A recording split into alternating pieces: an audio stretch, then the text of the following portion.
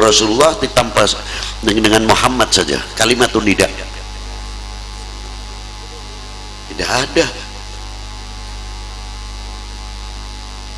Allah Ta'ala berfirman, la taj'ali du'a ar-rasul bainakum ka du'ai ba'dikum ba'dha. Jangan kamu memanggil kekasihku ini sebagaimana engkau memanggil sesamamu. Yang memberikan contoh siapa? Yang menciptakannya.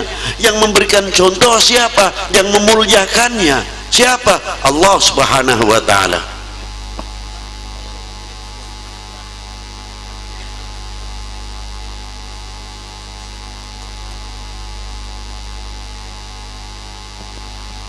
Loh, ini sing gawe urip, sing nyiptakake ngregani karo gaweane. Apa Allah Ta'ala memanggilnya kepada beliau?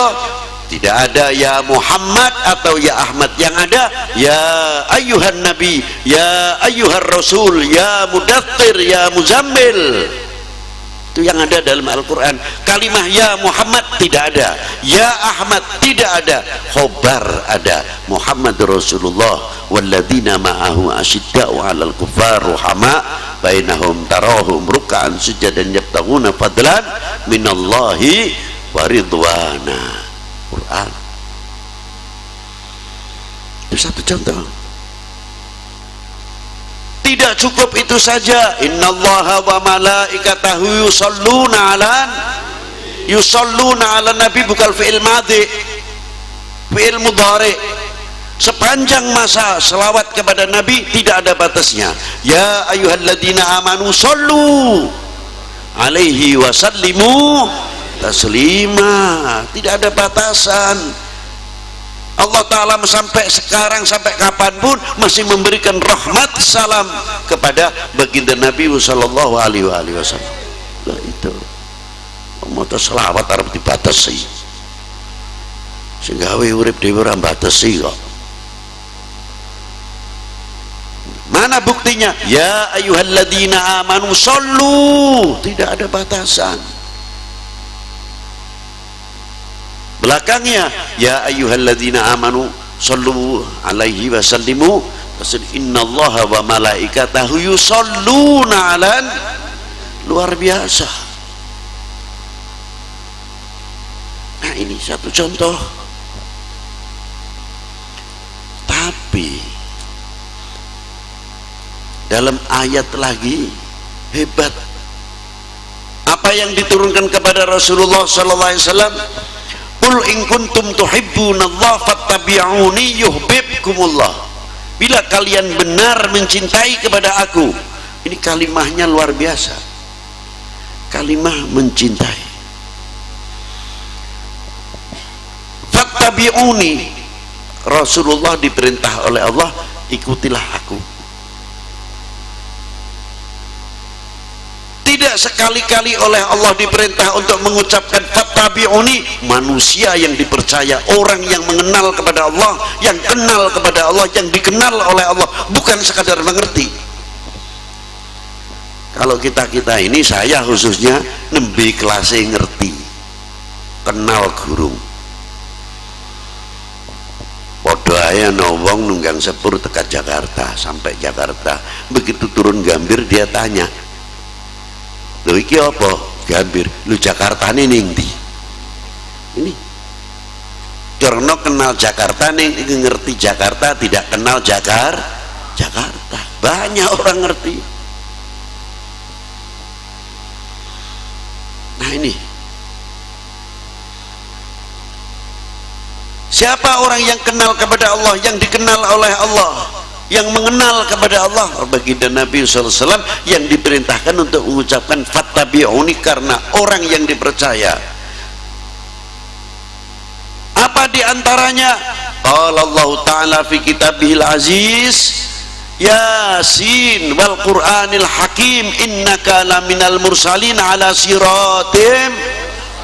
Kepada siapa? Kepada yang diperintah untuk mengucapkan fattabi'uni, ikutilah aku.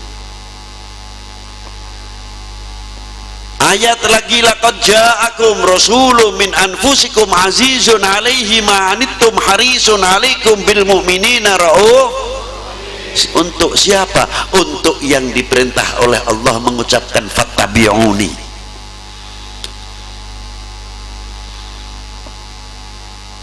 Apalagi ayatnya yang diperintah oleh Allah mengucapkan fattabi'uni, arsalahullahu ila kafatil khalqi jinnan wa insan basyiran wa mubasyiran wan nadhira bil huda biddinil haqqi yudhiruhu ala dini kullih. Siapa? Baginda Nabi sallallahu alaihi wasallam.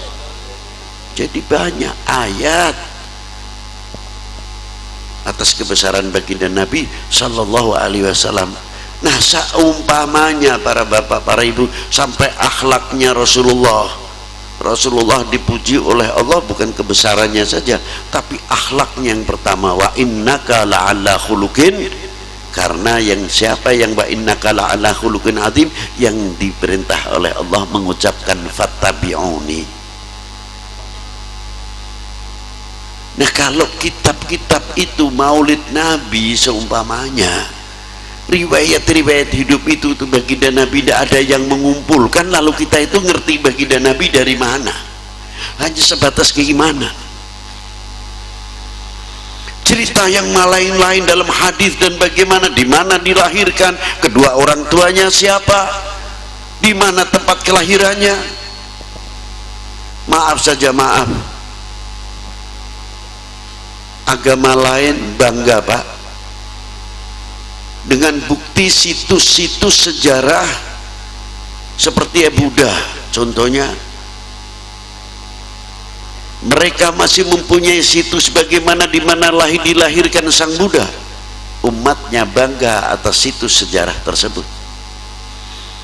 Hindu pun sama, lainnya juga sama. Tapi kita ma'asyiral muslimin rahimakumullah, kalau situs-situs sejarah peninggalan Nabi sudah diratakan, di mana tempat kelahiran baginda Nabi sallallahu alaihi wasallam menjadi perpustakaan, apa yang akan terjadi? Mungkin 10 tahun atau 15 tahun yang akan datang, anak-anak kita akan mengatakan cerita dalam Islam itu dongeng juga bisa, karena peninggalan bukti di mana Rasulullah dilahirkan sudah hilang, tidak ada. Ini yang sangat saya khawatirkan. Disinilah perlunya peringatan Maulidin Nabi, peringatan Maulidin Nabi sallallahu alaihi wasallam. Kalau sudah Maulidin Nabi dilarang, bagaimana manakib riwayat hidup Diponegoro, Tengku Umar, Cik Ditiro, Cut Nyadin, Ibu Kartini, dan tokoh-tokoh pejuang bangsa yang ada di Indonesia ini, yang ikut andil besar di dalam memerdekakan bangsa ini dari belenggu penjajah dan kebodohan, seperti contohnya Ki Soleh. Kemana akhirnya sejarah-sejarah itu? Melenturnya nasionalisme, melenturnya jati diri. Karena apa? Karena kita kepaten obor terutama. Loh, ini apalagi sudah situsnya tidak ada. Naudzubillahi min dzalik. Akhirnya bangsa ini mudah dipecah belah, mudah dibenturkan. Karena apa? Melentur jati dirinya.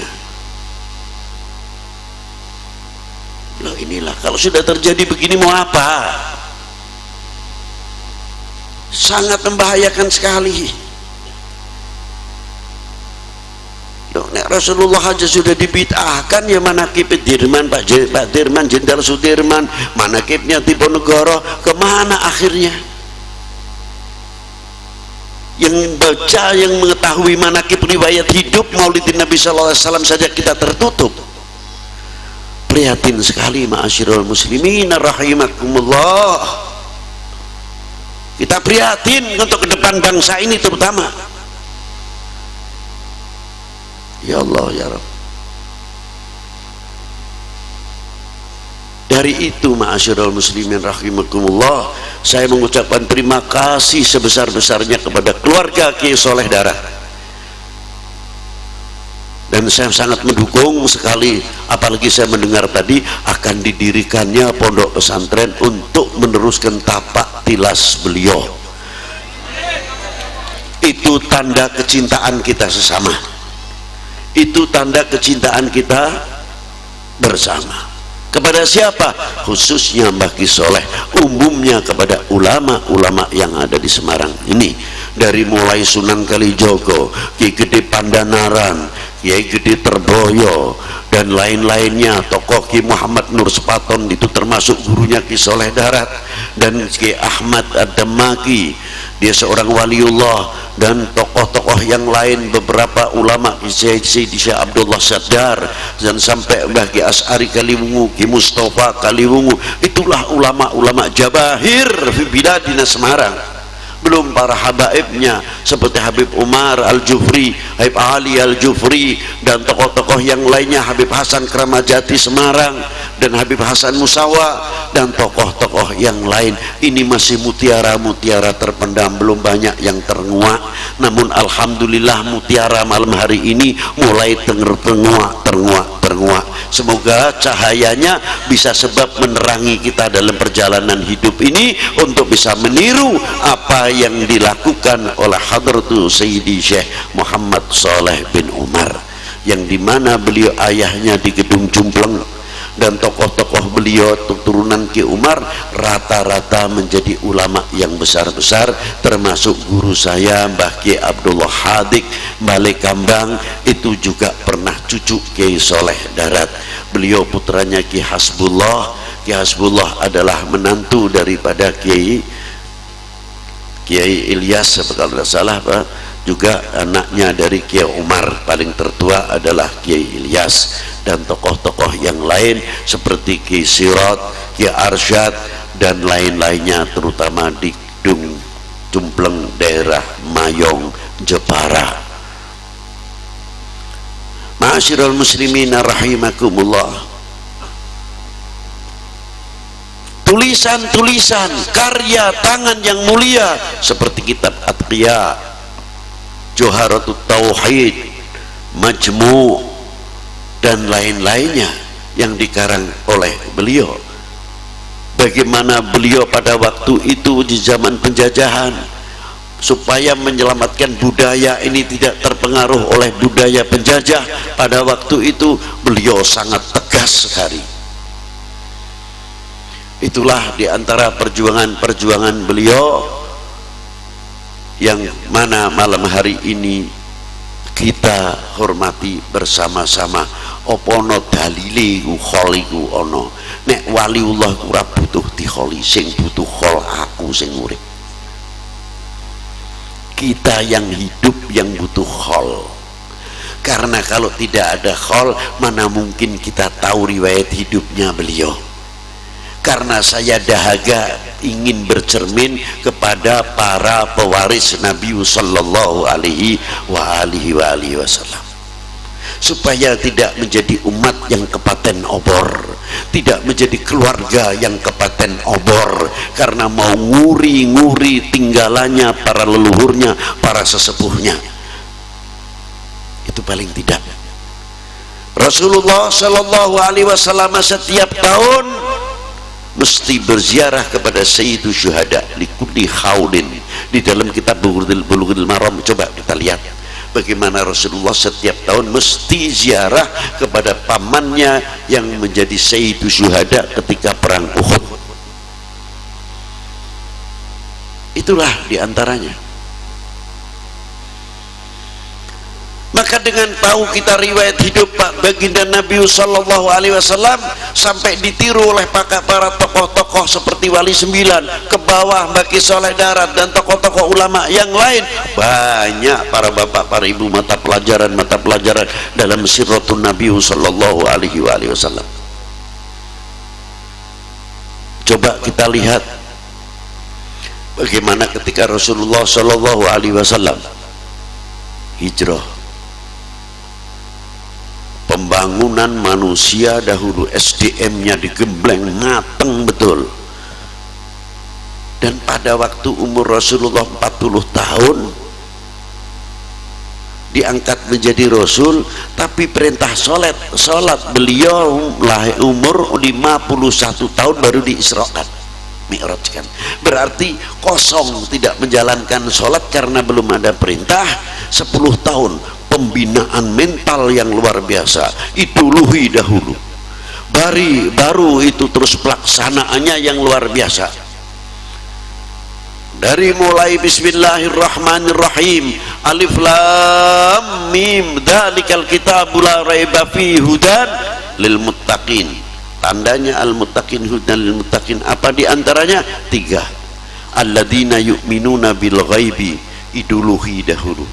Kita perkuat iduluhi setelah iman, wal islam wal ihsan. Kita percaya dengan adanya hari kebangkitan, pertanyaan dalam kubur. Kita percaya dengan adanya surga dan neraka, yaumil hisab dan siratal mustaqim. Supaya apa? Kita tahu rahmatnya Allah Ta'ala. Allah Ta'ala maha mendengar, maha mendengar, maha melihat. Kenapa Allah Ta'ala masih menciptakan 2 malaikat untuk mencatati amal perbuatan baik dan buruk kita? Maha bijaksana, maha arif, jalla wa'ala. Padahal tanpa 2 malaikat Allah Ta'ala mengerti. Luar biasa.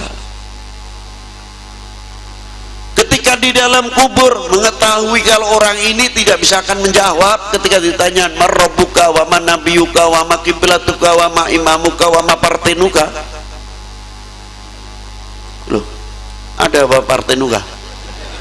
Udah ada, ya tidak perlu ribut kalau tidak ada. Kalau di kuburan besok ditanya wama partinuka, itu ada, silahkan. Betul?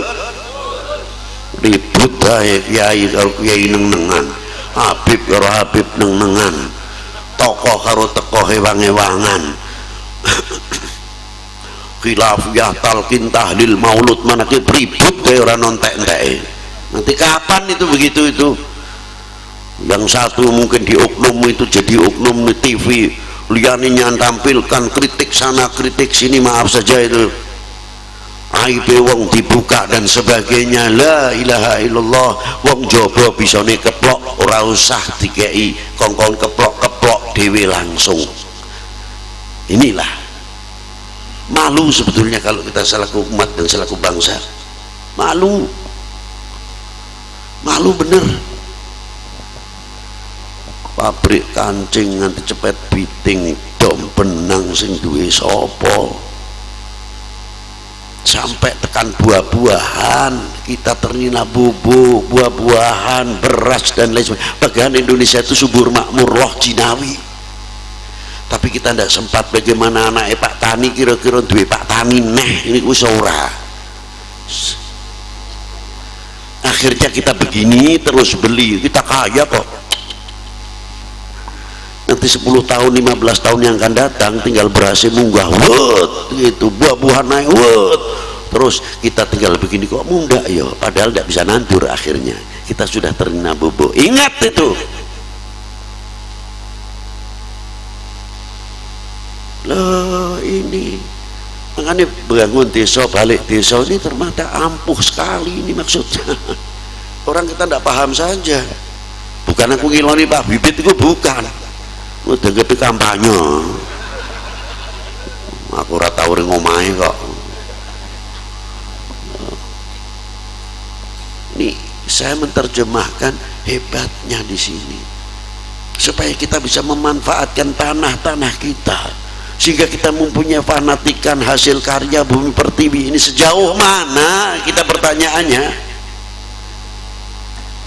Kalau kita sudah mencintai apa hasil karya bumi pertiwi ini, ya Allah Pak, kita terangkat buah-buahan kita, hasil karya kita akan naik. Karena apa?